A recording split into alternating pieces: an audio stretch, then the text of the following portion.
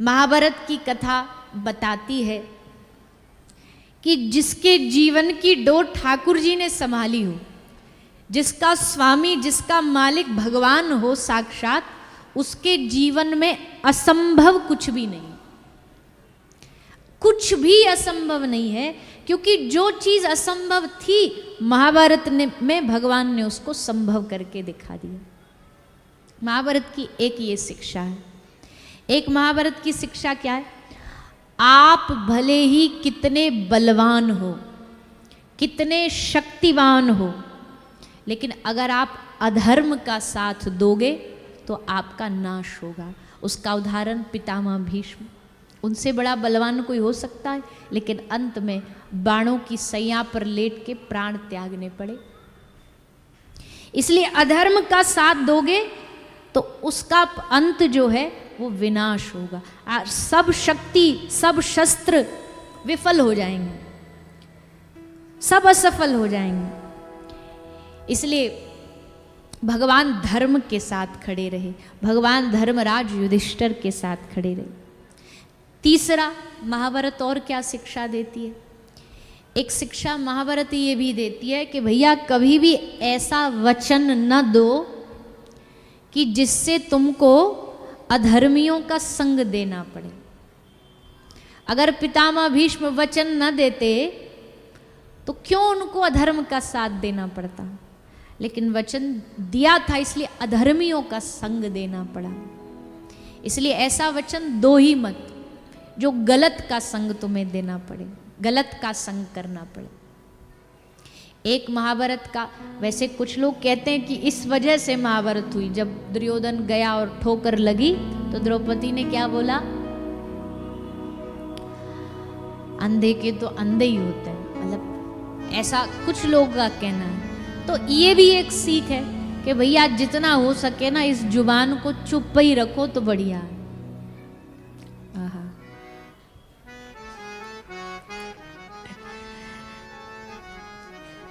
तो एक शिक्षा ये भी है महाभारत की कि भैया कम बोलो, बोलोगे ना तो बड़ी सारी दुविधाओं से बचे रहोगे, क्योंकि जुबान का भरोसा नहीं है। ये कब कौन सा बीज बो डाले इसका कोई भरोसा नहीं है, कब कहाँ कौन सा षड्यंत्र रच डाले भरोसा नहीं है। जितनी चुप रहेगी जुबान उतनी बढ़िया है, उतना बेहतर है।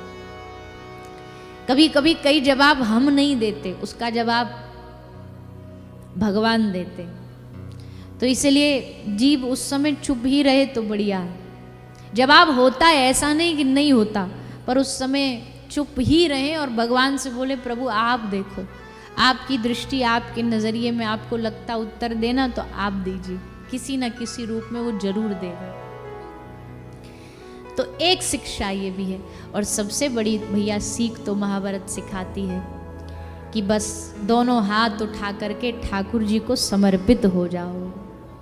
भगवान को अब सौंप दिया इस जीवन का, सब भार तुम्हारे हाथों में है, जीत तुम्हारे हाथों में है हार।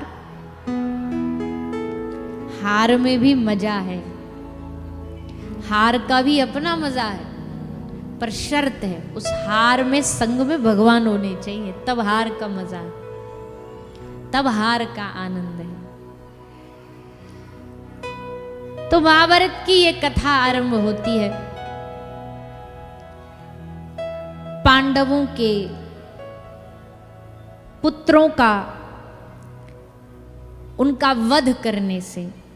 अश्वत्थामा नाम का योद्धा जो श्री गुरु द्रोणाचार्य का पुत्र है, सारी कोशिश कर ली दुर्योधन ने पांडवों को मारने की, पर सब कोशिश असफल हुई। एक लास्ट कोशिश अश्वत्थामा ने करी, हम तुमको कुछ करके दिखाते हैं। दुर्योधन बोला क्या करके दिखा सकते हो? बोला हम पांडवों का सर काट के ला सकते। तो बोले पहले ले आता, अब जब हमारी जांग टूट गई, हम पड़े हैं यहाँ अकेले, अब तुझे याद आ रहा है? अश्वत्थामा कहता हमारी गलती नहीं है, हमारी कोई गलती नहीं है, गलती आपकी है, क्योंकि आपने एक भी बार हमें अपनी सेना का, अपने पूरे युद्ध की रणनीति बनाने का हमें मौका दिया कभी? सबसे पूछते आप, हमारे पिता गुरु द्रोणाचार्य से पूछ लिया, कृपाचार्य कृतवर्मा, उनको सेनापति बना दिया, हमको बनाया कभी? हमको बनाते तो ये दिन आने न देते हम।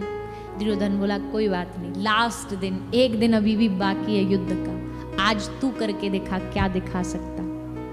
अश्वत्थामा गया, पांडवों को तो कुछ कर ना पाया, पर पांडवों के बालकों के सर काट के ले आया, बड़ा खुश हो करके। भैया इस वंश में 5 पांडवों के बालक ही थे वंश को बढ़ाने वाले, और वो पांचों की पांचों एक साथ मारे गए। पूरे वंश में हाहाकार मच गया, रुदन शुरू हो गया। अश्वत्थामा को पकड़ के ले आया गया, अर्जुन पकड़ करके ले आए, भरी सभा में उस दोषी को खड़ा कर दिया, बताओ इसको क्या दंड दे। सबने एक से बढ़कर एक क्रूर से क्रूर उसको दंड देने की मांग करी। सबने कहा कि जैसे इसने मारा इसकी गर्दन काट दो, मार दो, तड़पाओ इसको। लेकिन द्रौपदी कहती हैं, सा मुंच मुंचाल मिति प्रभाषिणी, इसको मारना धर्म नहीं है, क्योंकि ब्रह्म हत्या से बड़ा और गुरुपुत्र की हत्या से बड़ा दुनिया में कोई पाप नहीं, और ये दोनों ही हैं, ये ब्राह्मण भी है और गुरु का बेटा भी है।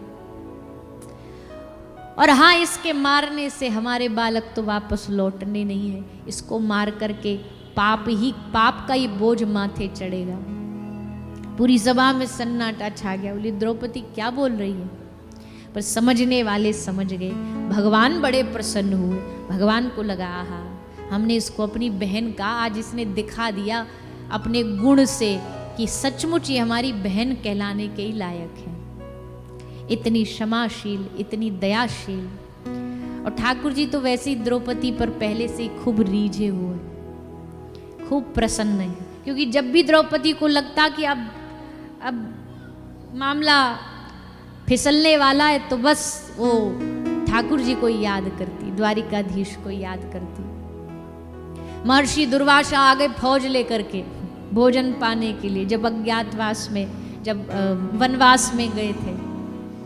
पूरी फौज संतों की, और वो भी दुर्योधन ने ही भेजा था कि इनको भेजो जा करके, इतनी सारी फौज संतों की जाएगी, उन पांडवों के पास तो एक अन्न का दाना नहीं, इनको क्या खिलाएंगे? साधु भूखा जाएगा, श्राप दे देगा, और दुर्वासा ऋषि का श्राप तो जगत प्रसिद्ध है,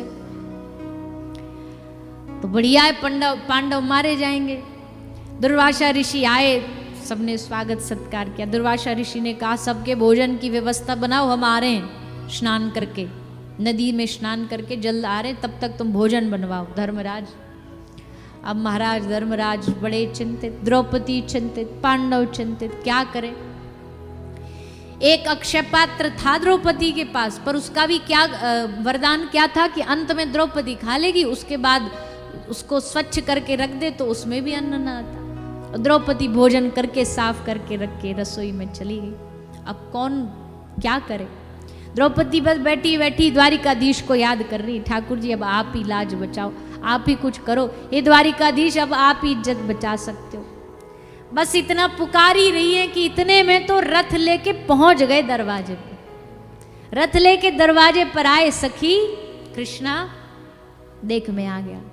बड़ी प्रसन्न द्रौपदी, वाह प्रभु, बड़ी चिंता में हूँ, क्या करूँ। अब दुख ये नहीं है कि श्राप लग जाएगा, दुख ये है कि इस कुटिया से, इस घर से साधु भूखा जाएगा, इससे बड़ा और क्या अपराध होगा। तो अब प्रभु आप ही को, ठाकुर जी बोले है ना तेरे पास अक्षय पात्र, ले ले उसको। बोले वो तो हमने धो के रख दिया। ठाकुर जी बोले ऐसा हो नहीं सकता, कुछ तो बाकी होगा उसमें। बोली नहीं, हमने बड़ा बढ़िया से मांजती हूँ मैं, एक एक दाना साफ करके सब स्वच्छ कर देती हूँ, कोई चिकनाई भी नहीं बचती। ठाकुर जी बोला अरे निकाल तो देख, तो जब हम कह रहे हैं तो एक बार निकाल के तो देख। निकाला तो उस गड़े में, पात्र में इतना सा एक चावल का दाना चिपका था। बोले है ना? बोले इससे क्या होगा? ठाकुर जी बोले कुछ भी हो ना हो, हमारी भूख तो मिटी जाएगी। और लेके वो एक चावल का दाना मुख में ठाकुर जी ने डाला और एकदम जैसे तृप्त हो गए। ठाकुर जी का पूरा भूख मिट गई। और भगवान की भूख मिटी नहीं कि प्रभु के उदर में ही सारा ब्रह्मांड है, प्रभु के उदर में ही दुर्वासा ऋषि हैं, प्रभु के उदर में ही सारे संत महापुरुष हैं। ठाकुर जी का पेट भरा नहीं कि वहाँ जो नदी पर साधु स्नान कर रहे थे, वो उनका इतना पेट भरा बिना भोजन खाए कि डकार पे डकार, भोजन इतना खा। दुर्वासा ऋषि बोले नहा लिए, चलो अब भोजन करने। बोले भोजन महाराज, भोजन का नाम भी लोगे तो वमन हो जाएगा हमें, इतना पेट भरा है हमारा। दुर्वासा ऋषि समझ गए कि छलिया आ गया वहां और उसने कुछ ना कुछ खेल किया है। भैया ठाकुर जी हैं ही ऐसे, और वो केवल ऐसा नहीं कि द्रौपदी या पांडवों के लिए उन्होंने किया हो। कलयुग के भक्त देख लो, कलयुग के भक्तों को देख लो। नरसिंह मेहता जी का 56 करोड़ का भात भराए, असंभव को संभव कर दिया। ये सब काम केवल भगवान ही कर सकते। जब इतने बड़े बड़े असंभव कामों को संभव कर सकते हैं ठाकुर जी, तो सोचो हमारे तो छोटे मोटे मांग हैं हमारी, तो उनको बनाना भगवान के लिए कोई बड़ी बात नहीं है। ठाकुर जी अपने भक्त के वशीभूत हैं, और पांडवों की कथा इस बात का सबूत है। द्रौपदी की साड़ी खींच रही थी, तब भी कौन आया बचाने के लिए?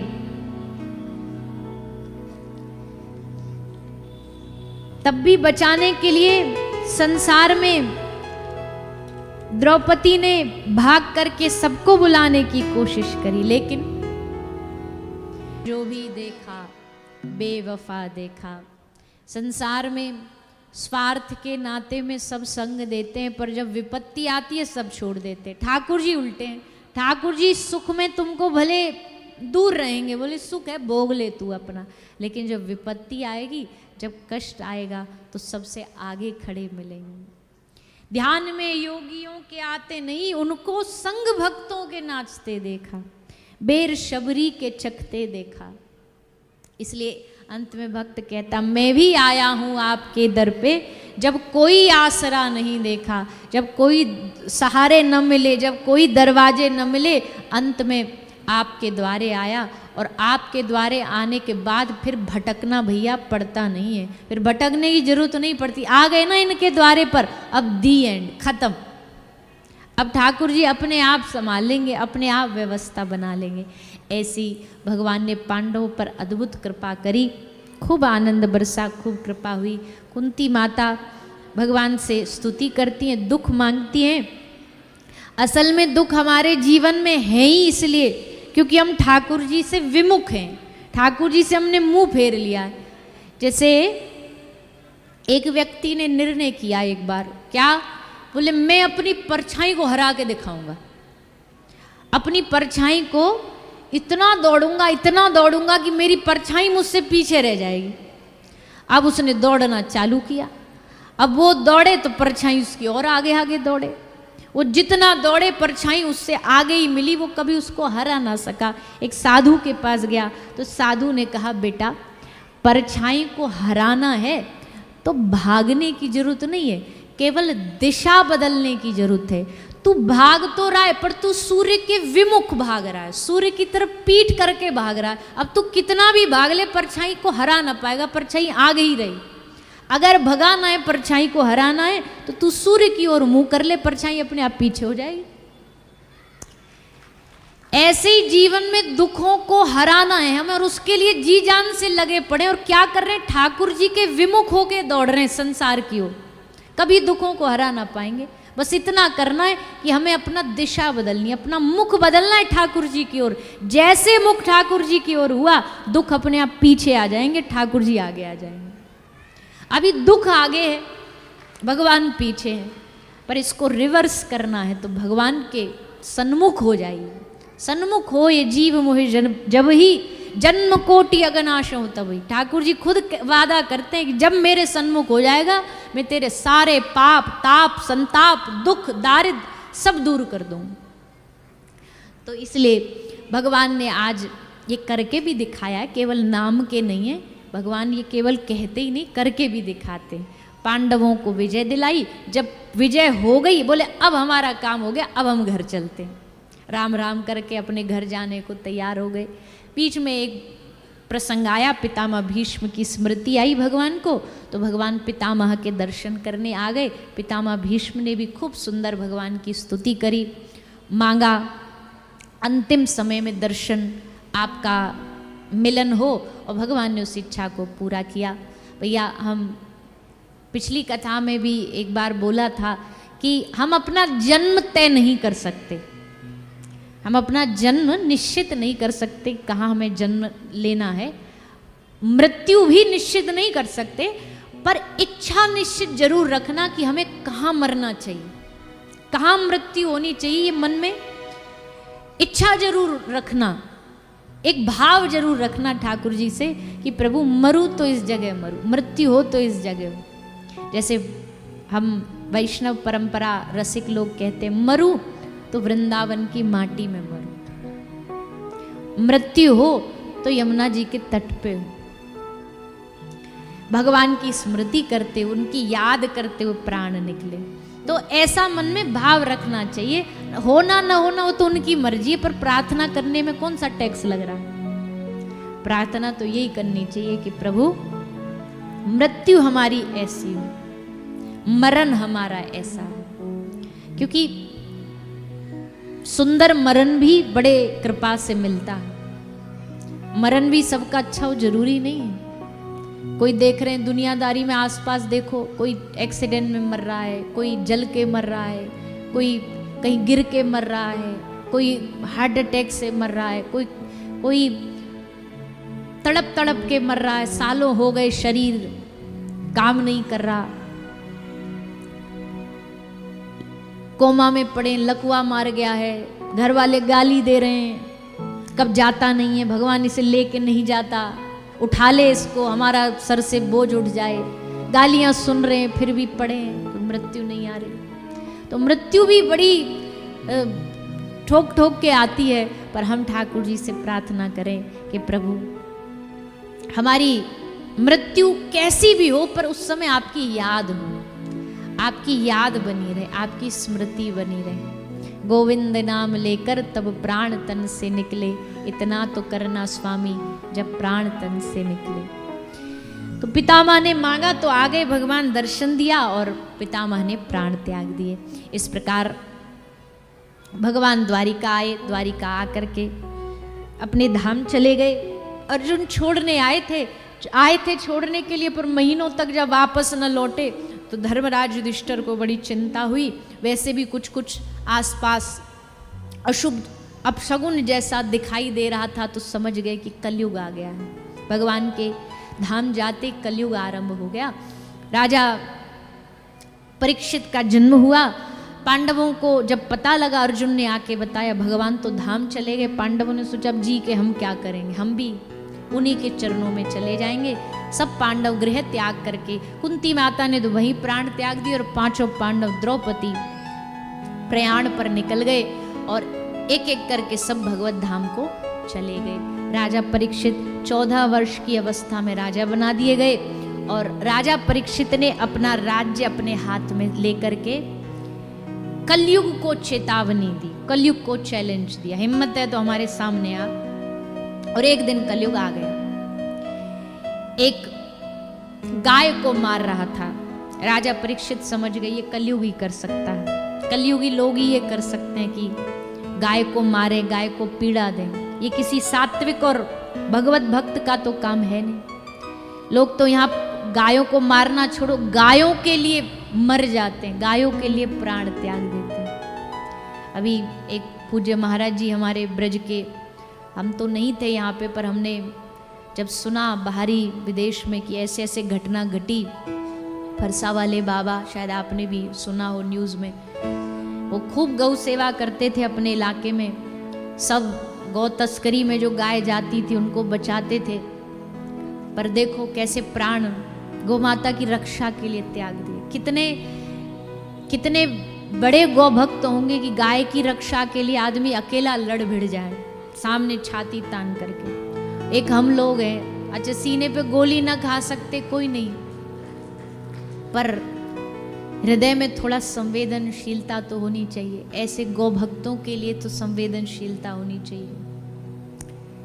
उनके लिए तो मन में भाव होना चाहिए। हमने उस समय भी बोला था और आज भी यहाँ से व्यासपीठ से बोलते, पूज्य बाबा महाराज को गौ माता अपने चरणों में स्थान दे और उनकी इच्छा पूरी हो। और भैया ऐसे आज से नहीं, न जाने कितने समय से संतों ने प्राण त्यागे गौ माता की रक्षा के लिए, कितने समय से। परम पूज्य स्वामी श्री कृपात्री जी महाराज के द्वारा अभियान चलाया गया, संतों को बुलाया गया कि सरकार सुन नहीं रही तो धरना दिया संसद भवन के बाहर। संतों ने बैठ के धरना दिया, गौ माता राष्ट्रमाता घोषित और गोहत्या बंद हो। पर उस समय सरकार ने सुनी तो नहीं, उल्टा उसकी बजाय जो जितने संत महापुरुष वहां गौ माता की रक्षा के लिए बैठे थे उन पर उस समय की सरकार ने गोलियां चलवाई। और दिन भी देखो, दिन भी गोपाष्टमी का, गोपाष्टमी के दिन गौ माता की रक्षा पर बैठे संतों ने प्राण त्यागे। एक आदमी कितने संतों ने प्राण त्यागे उस दिन। ये लड़ाई आज की नहीं है, बड़ी पुरानी है। कौन कितना इसमें अपनी आहुतियां दे रहा है वो बड़ी बात है। तो भैया समाज को जगना चाहिए, समाज को जागृत होना चाहिए, आगे बढ़ना चाहिए। नेक पेट्रोल डीजल महंगा हो जाए तो सड़कों पे उतर आते हैं, लेकिन गाय की बात आती है तो हमें कोई मतलब ही नहीं है, क्योंकि हमारा कोई काम आता नहीं उनसे। पर भैया गाय नहीं बचेंगी तो हम भी नहीं बचेंगे, ये मान लेना, हमारा मूल है वो। तो परीक्षित राजा ने तलवार निकाली, कलयुग को कहा कि तू गौ माता को कष्ट पीड़ा दे रहा है, हम तेरे प्राण ले लेंगे, निकल यहाँ से। कलयुग ने पूछा महाराज कहाँ जाएं?